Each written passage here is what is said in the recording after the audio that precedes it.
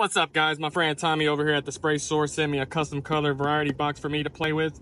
If you haven't had a chance to check out the Spray Source, go ahead and check them out. They got all things auto bodies, from pigments, spray tools, and all types of equipment.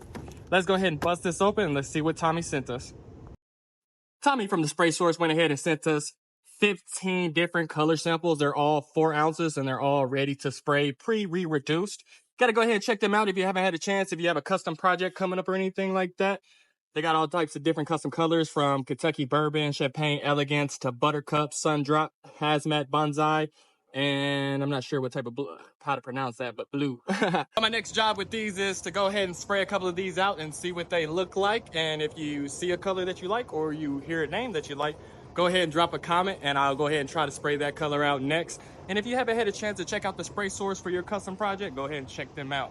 Since my Mustang isn't too far off from being ready to paint, I need to go ahead and choose a color. These mystery pack samples make it that much easier because these colors come ready to spray, so I can spray out the color that I think I might like and then go from there. Don't forget to drop a comment of the name of the one you would like me to try next. What is your favorite color? What do you like?